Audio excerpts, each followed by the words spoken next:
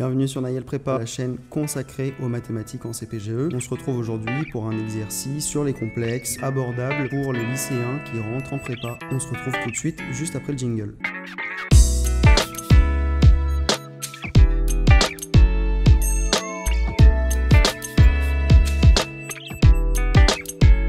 Alors, au niveau de l'énoncé, on va vous demander de trouver tous les entiers n qui appartient à grand N, qui sont tels que 1 plus i racine de 3 à la puissance n reste un réel positif. Pour la solution, alors, dans un premier temps, on va écrire 1 plus i racine de 3 sous forme exponentielle. Pourquoi est-ce qu'on va faire ça? Parce que 1 plus i racine de 3, il est écrit sous forme additif. Mais en fait, il est toujours plus facile de gérer des puissances avec une écriture multiplicative plutôt qu'avec une écriture additive. Et le format exponentiel, vous savez, c'est module de z fois exponentielle iθ avec θ l'argument de votre nombre complexe. Donc, ça sera toujours plus facile de gérer des puissances avec la forme exponentielle. Pour le calcul du module, on va regarder le module de 1 plus i racine de 3, le tout au carré. On va le décomposer sous la forme partie réelle au carré plus partie imaginaire au carré. Ça nous donne 4. Et du coup, le module de 1 plus i racine de 3, c'est 2. Pour l'argument, alors c'est un peu plus compliqué de trouver l'argument de 1 plus i racine de 3. On va le noter θ. En fait, θ, il va vérifier un système d'équations à deux inconnus. On va noter cosinus θ égale 1,5 et sinus θ égale racine de 3 sur 2. Je vous rappelle pourquoi. Si jamais z, il est égal à a plus ib, alors z, il est égal à module de z exponentielle iθ sous forme exponentielle. Et θ, il va être défini par un système de deux équations qui vont vérifier cosinus θ égale a sur module de z et sinus θ égale b sur module de z. C'est pour ça qu'on trouve ici cosinus θ égale 1,5 et sinus θ égale racine de 3 sur 2. Ensuite, pour pouvoir comprendre comment est-ce qu'on définit θ à partir de ce système de deux équations à deux inconnus, on va aller vérifier quels sont les angles qui vérifient ce système de deux équations à deux inconnus. Donc si on regarde dans un premier temps, par exemple pour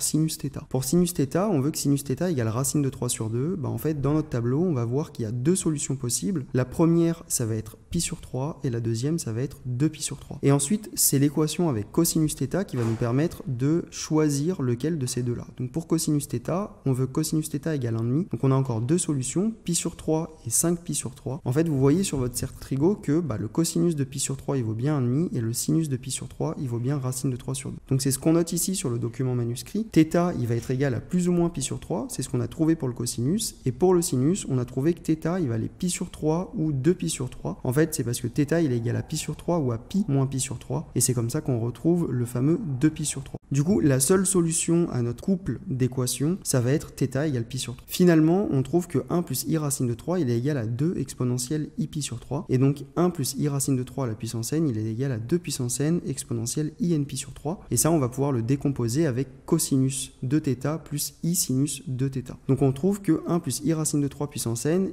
c'est un réel positif. Si et seulement si, sinus n pi sur 3, il est égal à 0 et cosinus n pi sur 3, il est positif. Le problème, c'est que sinus n pi sur 3 égale 0, c'est vrai si et seulement si n sur 3, c'est un entier. Pourquoi? Parce que pour que sinus il soit égal à 0, vous êtes obligé d'avoir un multiple de pi. C'est pour ça qu'il vous faut npi sur 3 qui va être un multiple de pi et donc n sur 3 qui est un entier. Donc en fait, vous voulez que n soit un multiple de 3. C'est ce qu'on définit en disant qu'il existe un entier k qui est tel que n égale 3k. Maintenant, si on considère n qui est égal à 3k, on va regarder ce qui se passe au niveau du cosinus. Au niveau du cosinus, on va avoir cosinus npi sur 3 qui va être égal à cosinus kpi. Sauf que cosinus kpi, en fait, on est soit égal à plus 1, soit égal à moins 1. Donc pour qu'il soit positif, on va être obligé d'avoir k pair. Sauf que maintenant, comme k il est pair, en fait c'est un multiple de 2, donc il existe un nouvel entier qu'on va noter petit m, qui est tel que k il est égal à 2m. Et finalement, si on combine le tout, on a n qui est égal à 3k et k qui est égal à 2m. Donc en fait, n il est égal à 6m. Donc en fait, on trouve que n c'est un multiple de 6. Et c'est ce qu'on dit ici. Finalement,